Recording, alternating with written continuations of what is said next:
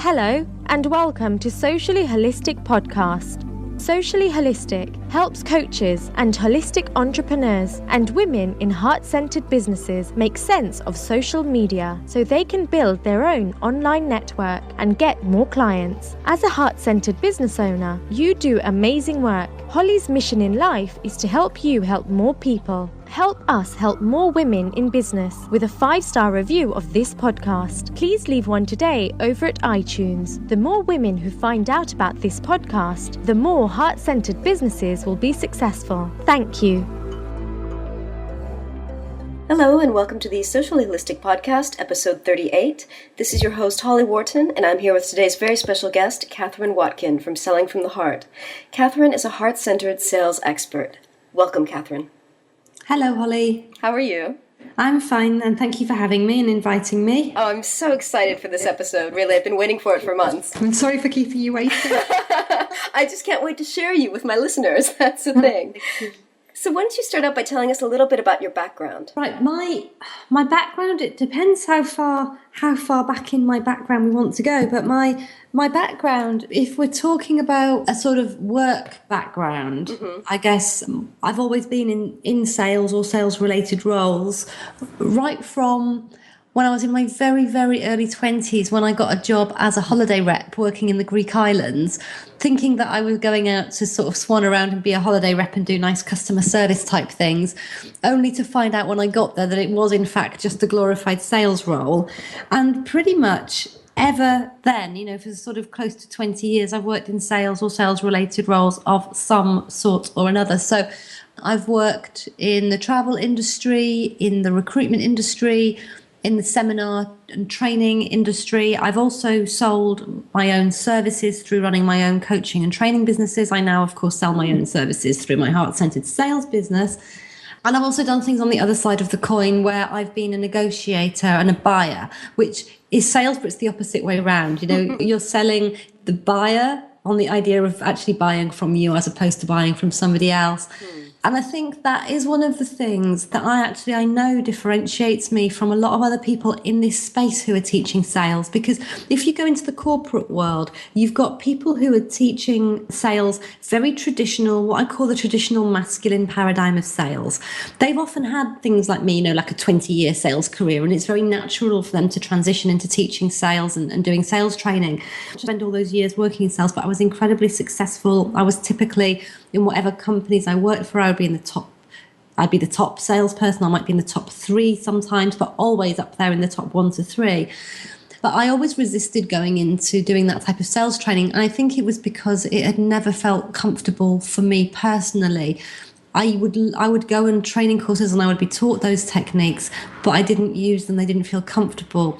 And so I'd go away and I'd sort of do things my way. And what I find in this space where I sort of operate my business now, with the heart-centered businesses, with what I'd call the sort of conscious entrepreneurs, is that there are other people teaching similar approaches to sales to me. But what they're teaching is because they have been struggling in their own businesses. They've then learned how to sell. They found that they're able to get clients, and then they go on and teach that to people. But they don't always have that depth of background that I have, because sales, quite separate to what I do currently through Selling from the Heart. I'm a sales professional through and through, and I've spent my life doing it. So there's different levels of distinction. There's probably different levels of experience that I'm able to draw on, rather than somebody who's just learned it within the last couple of years and is now passing that knowledge on.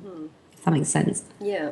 So what were some of the biggest challenges when you first got into your sales career? Because sales can be so scary and so difficult for so many people. When I first got into my sales career, you mean like way back? Way back when? How did you deal with that transition from getting into sales and not having any previous experience in it? Well, because the roles I was in were sales roles, I was trained. I was given training in it. It wasn't comfortable for me at all. I was incredibly shy. I'm much less so now. I was like a late developer. I stopped being too shy to talk to people when I was around 38 years old. Sales career, I was already terrified. I was, still terrified of speaking to people. I think what I see now about one of the real skills or gifts within sales is not about sales techniques at all. And I think it's one of those things where people it's a bit of a red herring almost, where people worry so much about learning these sales techniques. But actually, to be really good at sales, it's nothing so complicated. It's much more about something that we've already got most of the time, which is our emotional intelligence, our ability to relate to people, our ability to be compassionate and empathize, to read what's going on for somebody else. And I think that even though I wasn't comfortable in those sales roles, being like a pushy salesperson, if you like, which I never was, I was always able to sort of understand this, just a natural understanding of human psychology and what other people were going through and how they were responding to me. And sometimes I've heard sales conversations in recent years, since I've been running my business, I've heard sales conversations referred to as being like a dance, that you're dancing with the client.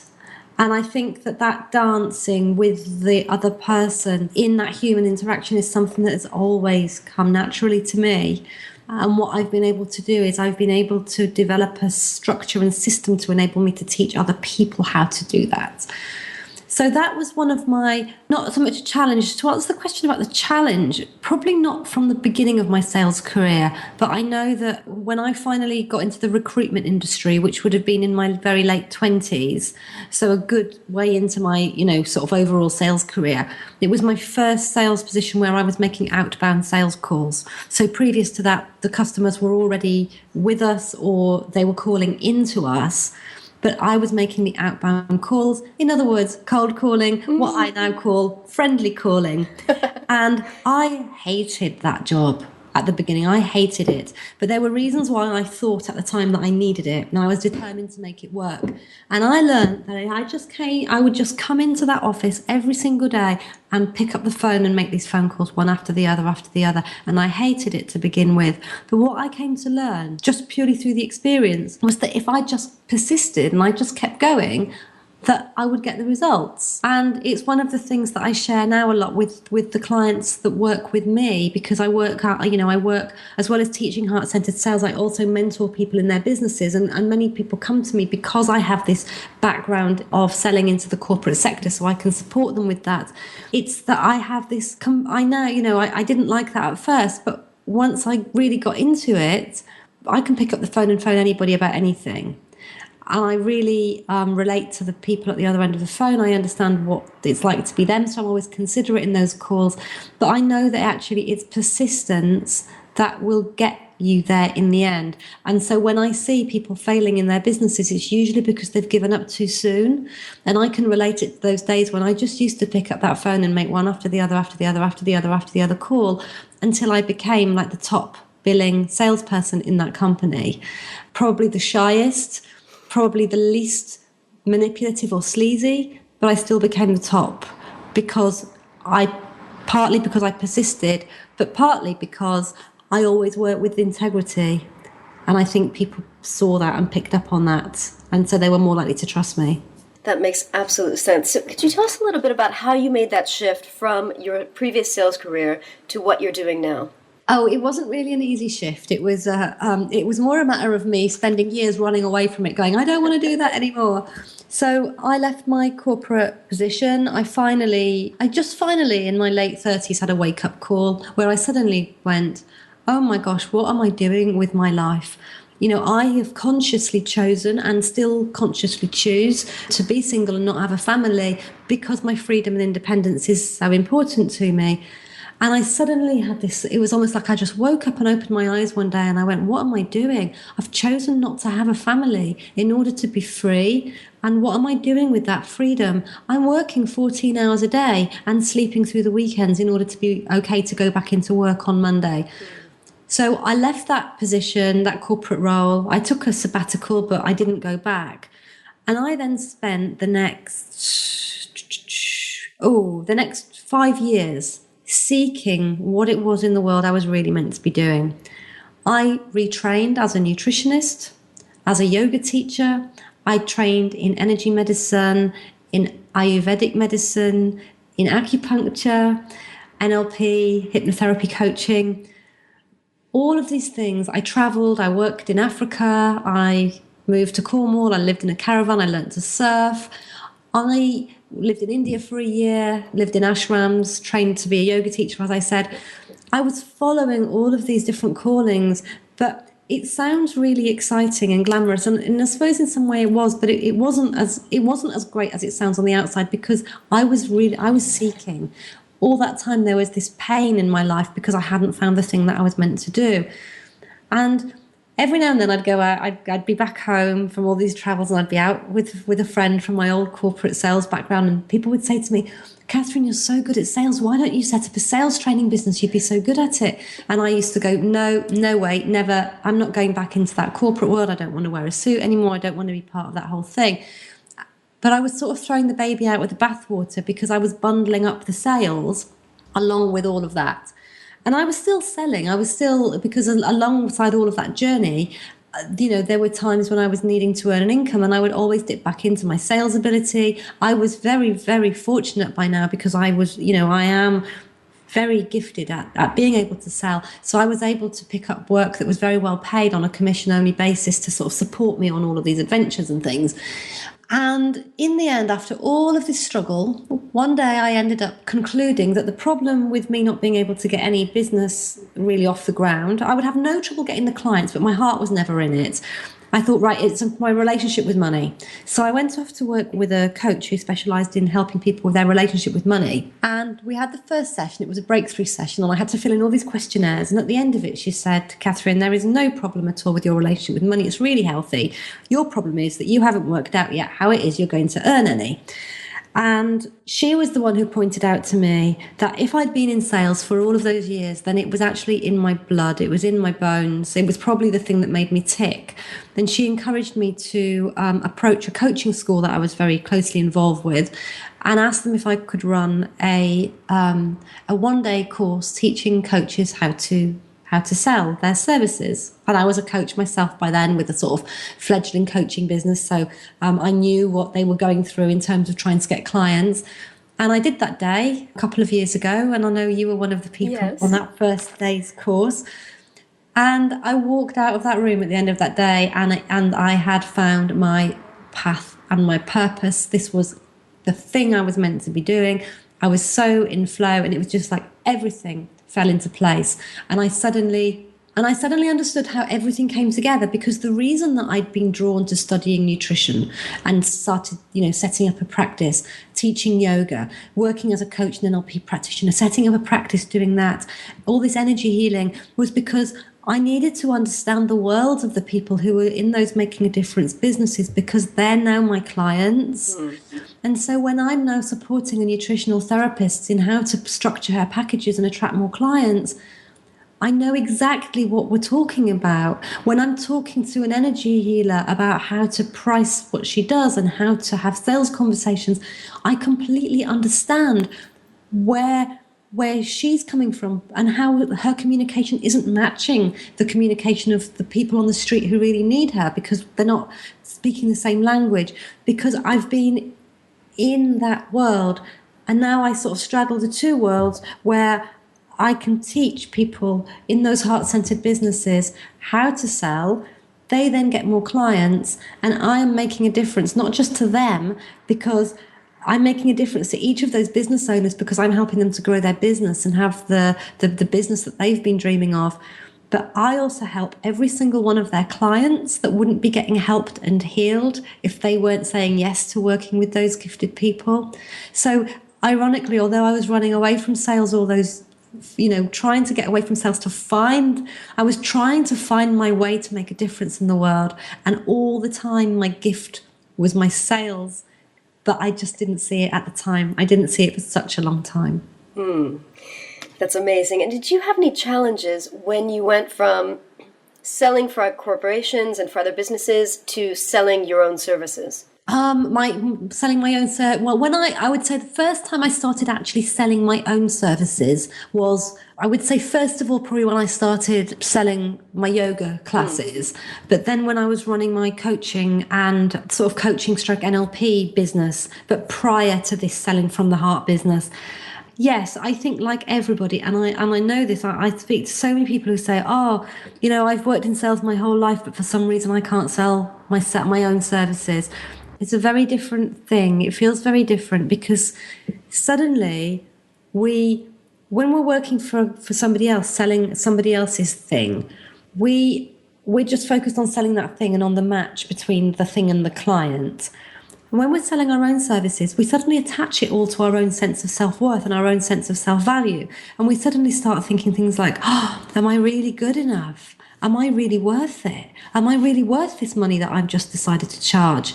And I think, like everybody, I had to get through that and get over that. And I think, like most people, it wasn't a quick thing. It wasn't a quick and instant thing, but it's something that can be worked on. And it's one of the things that I do now. So within the online home study course that I offer, there's a module on getting in touch with your value, which helps people to really internalize that sense of the value that they're offering to the client, because it's so important to detach. When you're selling your services and it's your business, it's so important to detach what you're selling from your own sense of self-worth, because it's absolutely fine. You don't have to go and do all the personal development work for 5 years until you're completely fixed and, really fully high self-esteem. You can still feel a bit rubbish about yourself and also at the same time really deeply understand the value that you can bring to your clients by changing their lives. And I think that's a shift that everybody has to make. Otherwise, they're not selling congruently, because you can't sell something if you don't believe in its value. And so that is something that I think it's so important that anybody selling their own services needs to find some way, whether it's through doing programs like mine or some other way, to internalize deeply that sense of value that they bring to the client. I think that's something that so many people in business struggle with. I mean, when you're selling your own services, it's so challenging for so many people to actually separate their own self-worth and their own sense of value from the value of their services. Yeah. And actually, it's not so difficult to do, but it needs to be done. And what I see is people, there's this temptation for people to go on more personal development calls and do more courses and do more healings and do more shifting of their energy and all of this. But actually, yes, that work is valuable, but it's not necessary. What's necessary is to move what you're attaching the value away from you personally to the difference that you can make. Because, like I said, you can feel rubbish about yourself and still transform somebody's life in a really profound way. Of course. Now, one of the things that I love about your work and how you teach sales is you don't talk about closing the sale, which is the one thing that so many people struggle with. You talk about having sales conversations. Could you tell us a little bit more about this concept? Yes, I very much don't talk about closing the sale. In fact, it was something that it really struck me. It was a couple of years ago when I was still probably, fairly early on in this particular business, where I was invited to do a webinar by another female business owner.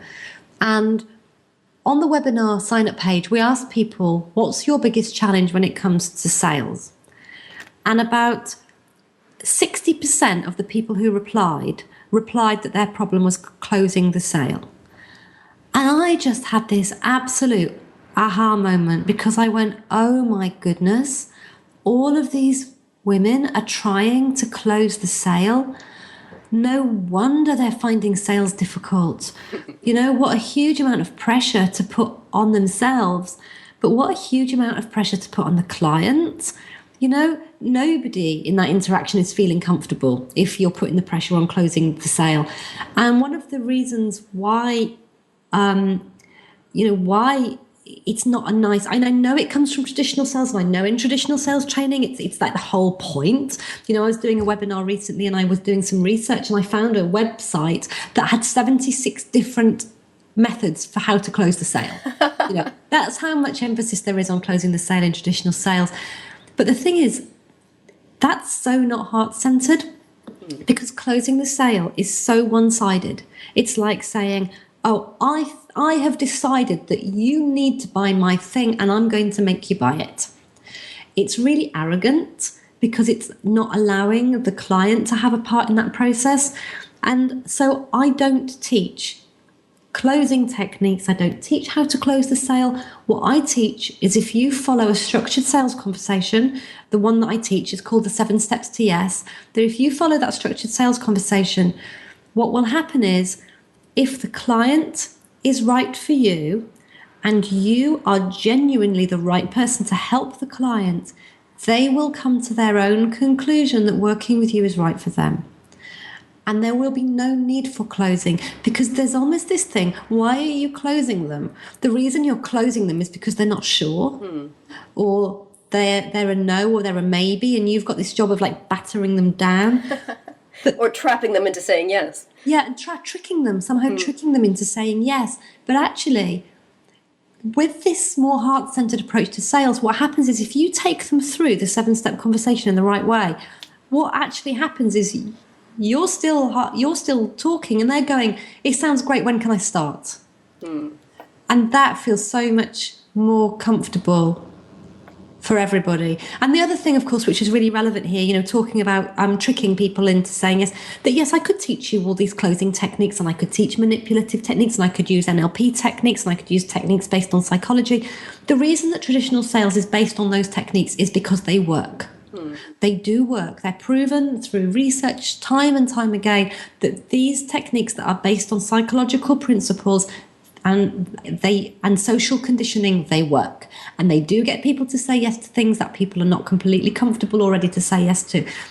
And that's, I'm not going to say it's all very well, because I don't think it's ever all very well. But you can get away with it if you're selling a car or you're selling a widget and the person's driving off your forecourt or they're walking away with it and you're never going to see them again. The thing is with us, with these heart-centered businesses, is that at the moment when our client says yes to working with us, they're not walking out of the door. They're actually saying yes to entering into a really intimate relationship with you that is going to be lasting. Now, for some people, this relationship might be lasting a few weeks, but for many coaches in particular, and healers, some healers, these relationships might be lasting 3 months, 6 months. And if that person is saying yes to you because you've backed them into a corner and made them feel uncomfortable, this is really not the place you want to be starting from when you're about to go into some really deep and intimate work with them. Because that, in order for your work together to have a result, it's got to be based on trust. And it's never going to be based on trust if they feel that you've somehow tricked them into doing it. And so heart-centered, so traditional sales just simply doesn't work for heart-centered businesses. It just doesn't work. Even if you could get the client to say yes, your relationship would be starting off on the wrong foot. And so there isn't any other way other than this more, what I call the heart-centered approach, which is much more customer-centered. What would you say are your top tips for heart-centered sales, or for having this heart-centered sales conversation? Ooh, I've got lots of tips. One of the things that I teach when I give talks is I teach specific tips for how to not come across as pushy. Because one of the reasons why, I've talked about this traditional approach to sales, and what happens is that so many heart-centered businesses, they're so concerned with not coming across as pushy and manipulative and like a salesperson that they often back away from even selling at all. But actually, I really feel that you're not doing your client a service if you're not, if you know that what you do can really make a difference to somebody, you've almost got a duty to help to demonstrate that to them, and have that conversation in such a way that they can see the benefits to them of working with you. So what happens is that people are so worried about being pushy, they don't even try at all. And then everybody's frustrated. They're not getting clients, their business isn't working, and the clients are still rolling around the planet with their problems and their pain, and they're not getting any resolution. So tips for how to not come across as pushy would include things like to always set the conversation up as a two-way process. This is really key. If you don't already do this, will change everything. And this is as simple as when you start having a conversation with a client about potentially working with you, you frame it in advance by saying, working with me isn't right for everybody.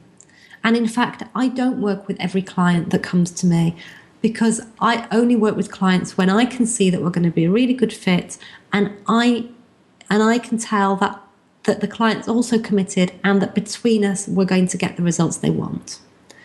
So I'd love to have a conversation with you in order to see whether there would be a good fit. And if it's not right for you, for any reason, then please feel free to tell me so, and there won't be any pressure or no obligation. But equally, if I feel that you're not the right fit for my services, I'm going to tell you that as well. Is that okay? And people can immediately relax because you've set it up that you're not going to be pushing themselves into anything. This is more of a conversation to make sure that you're a good fit, rather than a conversation that's going to end up with them feeling like they're being shoehorned into something they don't want to do. I think that's something that very, very few people actually start out the conversation with, because they're so stressed about closing that sale and getting that yes. Yeah, and they forget to tell the client that it is entirely a two-way process. I am sure that everybody listening to this who's in some sort of service-based business will know that you don't want to work with every client, that there are certain clients that you've learned through experience that you want to avoid, and that there are certain clients that end up being more trouble than they're worth, and certain clients that you just you know you're not going to be the right person to help. And this is not, heart-centered sales is not about getting every single person to say yes to working with you. It's about identifying the people who are the good fit, but then making sure that you do everything you can to make sure that those ones who are the good fit say yes to you. And when you get good at having sales conversations, you don't feel any pressure to get everyone to say yes to you anymore, because you trust your ability to have the sales conversations with the people who you know you can help, and the other people you can let go, or the people that don't feel good for you. You can let them go and you don't have to worry or feel that you feel desperate and you have to get them. And another top tip for not coming across as pushy is to always ask the client's permission before you talk to them about how you can work with them. So it's really easy sometimes. You get into conversation with somebody, they tell you a few things about what's going on for them. You suddenly recognize, oh my goodness, I can help them. Wow, I can really help them. And it's actually, this is what I'm on the planet to do. It's my duty to help them. And you launch in and start talking 19 to the dozen about how you can help them and how your program works and blah, blah, blah. Now, you're absolutely coming from your heart by doing that, but the client what the client's experiencing is pushiness, because it's moving too fast for them. They're not ready. And so all you need to do is say to them, thank you for sharing that with me. Based on what you've just told me, I really do feel that this work that I do would be a really great fit for you. I can see that if I was to work with you, I really believe that I can help you to resolve this particular issue that you've just told me about. If it's okay with you, I'd like to just take a few minutes and tell you about how I could do that and how that would work. Would that be okay? Very unlikely somebody's going to say no to that. But when they say yes to you, they're giving you permission to present what you can do for them, and they're going to be listening instead of energetically backing away from you. Then you don't want to be having a sales conversation with somebody who's energetically backing away from you as fast as they can. You want to have a sales conversation with somebody who's energetically leaning into you with their ears open. And someone who's engaged and actually wants to hear what you're about to say. Yeah, and when somebody is busy putting up resistance as a term I don't know if it's a generally used term, it probably is. It's resistance within a sales conversation, where as soon as somebody starts to feel that you are on your own agenda and you're trying to push them into something, their wall of resistance comes up. And they're not open to making a decision about what's actually best for them. Now, what's best for them might be not working with you. Mm-hmm. But you want them to be able, in a place where they're actually able to really get in touch with what is truly best for them. And what's best for them might be to say yes to you as well. And what happens is, if they are busy resisting you because they feel pushed, they feel that you're being pushy and they feel that they're being pushed into something, somebody who's in a state of resistance, all their energy is going into resisting. They're not open to they're not open to processing and being open to actually, is this right for me or not? They're just resisting. So somebody who's in a resistant state isn't open to being able to make the right decision for them. Whatever the decision is, they will just say no, whether it's right for them or not. And there's also a lot of fear in resisting. It's like they're so afraid that they're going to get hooked into something that they don't want, and so the wall is just even stronger.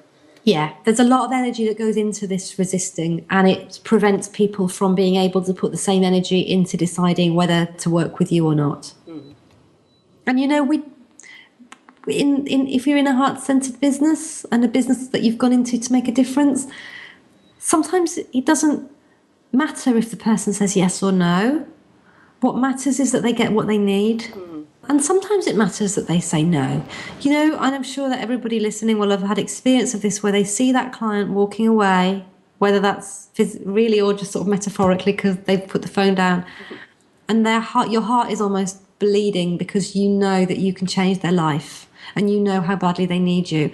And you almost hate yourself because you couldn't communicate that to them. And they've gone back off into the world with their problem and their difficulty, and you don't know how long it's going to be before it gets resolved. And the only person to blame is you because you didn't communicate to them the difference that you can make. And that's one of the biggest frustrations as well for people who've gone into business to make a difference, that they're not getting to make that difference because they can't articulate clearly the difference that difference. And that's all part of this following this process, because when you follow my 7-step process, and you really get to understand the individual and what they really need from you, you're able to offer your solution and present your work you do in such a way that it becomes very clear to them the benefits of working with you. And that is something that has to be learned. So there are elements to this where you could say, I hear people teaching about sales, and they often teach that as long as you're energetically in the right vibration, you'll get the clients. Well, there's truth in that, because if you're not energetically in a positive space and in a good vibration, then you are going to be pushing the clients away no matter what you do. But being in that positive space on its own isn't enough without a focus and a structure to your conversation. You're just having a nice, fluffy conversation. And you can be in a great vibration and the client's in a great vibration and you're really happy you've connected and you both float off, feeling really good about the interaction. But if they're not saying yes to working with you and they need you, you haven't served them.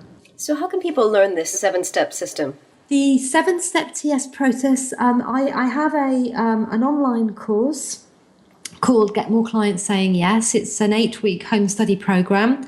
But actually where most people start, because I would prefer people to, take the time to get to know me, it's the same as I'm just saying. Are we a good fit? Do you like my approach? If you're still listening to this podcast and you really resonate with what I've said so far, then chances are you do like my approach. If you want to get a taste for what I teach beyond this call, then you can go to my website, which is sellingfromtheheart.com, and you can sign up there to receive a free video e-course on the 7 steps to yes. And they're a series of, each video is quite short. They're either 2 to 3 minutes long, and they will give you each day one of the steps in the 7 steps to yes. And so if you want to, you can get started there. And then if you find that this is something you want to take even further, then the next step then would be to come and join the online program. Excellent. And you also mentioned a mentoring program. How does that work? That's a private business mentoring group. So I work currently with just 12 heart-centered business owners every year. The current program is fully subscribed, and the next intake is likely to be in September. So if anyone was interested in hearing more about that, then again, you can contact me via my website. However, one of the things that I teach is about the importance of building trust with your clients before you invite them to buy from you. And the majority, not everybody, but the majority of people who join my mentoring program are people who've actually done my other programs, because they already know and trust and understand the benefit I can give to their business. So as part of that taking somebody through that natural sort of process, then the sort of video e-course would be where I'd invite people to start. If then you really like what I do and you want to take it further, to do the online course. If you then want me to take things even further and support your business more generally, so going beyond the sales to how do you grow the business? How do you get more clients? How do you expand your reach? How do you work within your own strengths and personality to create this business you've always dreamed of? Then I do that as well. And I also offer VIP intensive days where I sit down and I work with people for one day on their business. And if that's something that you feel, that you want to jump straight into, then please do make contact with me. I'll be very happy to have a chat with you. Excellent. Thank you. And Cath, do you have any women business mentors? Are there any women in business who inspire you? I do. And I think actually, it's a really interesting question, because I think that my business really started to take off when I started working with a female business mentor. The early days for me in business, I worked with a couple of male mentors, and they would give me the advice, and I knew what I needed to do and I knew the stuff, and something just always stopped me, and I never quite understood what it was until I started working with a female business mentor. My first female business mentor, who I still work with and who has been absolutely significant for me in the growth of my business and getting me to where I am now, is a lady called Joanna Martin. Mm-hmm. If you don't know Joanna, she's an Australian lady. Her and her husband spend their time between the UK and London. Her business is at shiftspeakertraining.com, I think is the current website. She now works purely, when I first worked with her, she did work with both men and women. She now purely works with female entrepreneurs. And, you know, it made such a big difference to me to work with a female business mentor, because it helped me to sort of understand more my sort of emotional cycles, and that actually it's okay to understand things like being a woman when we need some more space. We need space for nurturing. We need more like looking after me time in our lives. And also that piece around intuition, that sometimes a mentor can say to you, this is what you should be doing next. But there's just this little part of you that goes, no, that doesn't feel right to me. And sometimes that little feeling is it doesn't feel right, and it's terror. And then your mentor's role is to help you to recognize its fear and to step through it. Sometimes that little voice is just, no, you know, this might be a brilliant business idea, but you know, it's just not right for me. It's not who I am. And then you look for another solution. So that's very much the way that I work with my clients now as well. But Joanna has been my personal significant mentor, although she's not the only mentor that I've worked with by any means. Some of my biggest shifts came after I started working with her, and I learned that I could apply a feminine way of working to my business instead of trying to apply the masculine way, which is what I was doing before. That's a huge shift. Yes. Excellent.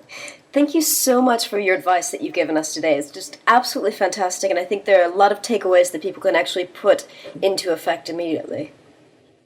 Is there anything else you'd like to share with us before we sign off? Oh, I don't know. I could talk forever about this stuff. It's my passion. I can go on forever and ever. So if there's no more questions, I shall try not to add anything. But yeah, do please, if you resonate with what I'm teaching and you know that you haven't got all the clients that you need, then do please pop over to my website, sellingfromtheheart.com, and sign up for my video e-course and just get started learning this very different approach to sales.